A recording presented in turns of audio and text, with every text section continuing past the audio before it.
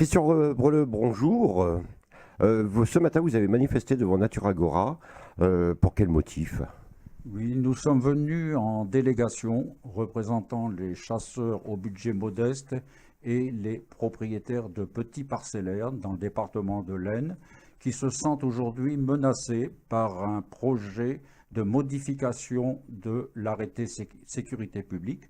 Un projet, bien entendu, que se prépare actuellement à la fédération, ça et là, dans les différentes petites réunions préparatoires à l'Assemblée générale 2018, nous ne voulons pas être mis devant le fait accompli. Nous voulons essayer de nous faire entendre de Monsieur le Président de la Fédération des chasseurs de l'Aisne et de ses collaborateurs. Nous regrettons beaucoup. Il avait promis qu'il essaierait de se libérer ce matin. Nous avons été déçus de ne pas être recevoir dans un premier temps. Nous sommes ouverts à la discussion. Pour une discussion. Bien entendu, il y a un préalable. La modification de l'arrêté préfectoral, un parcellaire minimum de 20 hectares, risquerait de faire disparaître beaucoup de petites chasses de nos territoires. La pétition n'est pas est un sondage, n'est pas exhaustive, mais elle nous a encouragés dans notre démarche.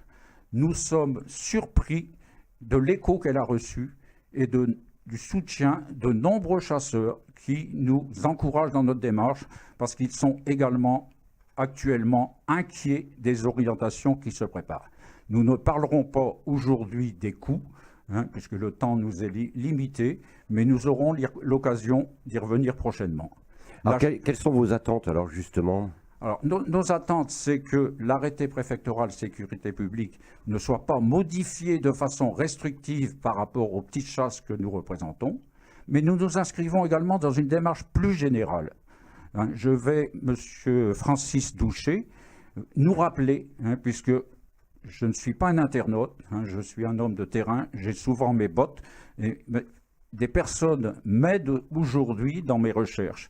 M. Francis Douchet est allé rechercher sur Internet, puisque je ne sais pas le faire, mais les propos de M. le Président de la République, et on pense qu'on n'est pas très éloigné des propos qu'il a tenus. Oui, bonjour. Donc, Monsieur le Président de la République a confirmé qu'il s'impliquerait pour le développement de nos territoires ruraux et une activité populaire à sauvegarder. Ceci représente aussi le débat de la chasse, c'est un art de vivre à la fonction sociale.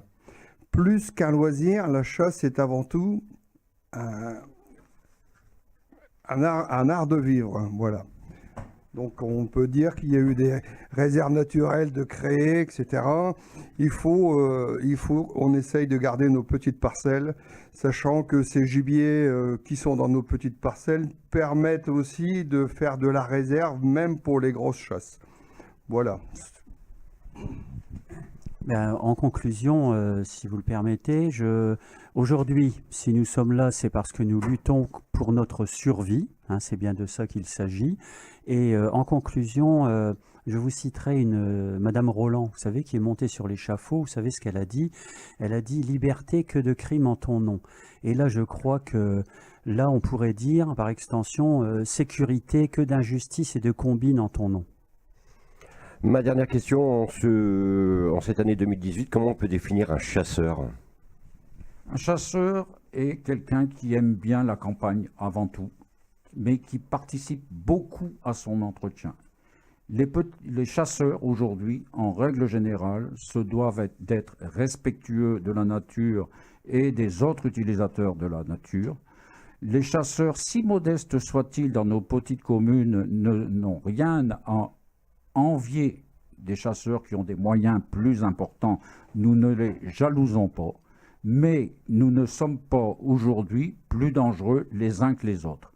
Je voudrais profiter de ces quelques instants qu'il me reste pour bien préciser que quand il y a un accident de chasse, c'est toujours dommage, et nous œuvrons tous pour qu'il n'y ait jamais d'accident de chasse. Ce serait suicidaire par rapport à nos responsabilités.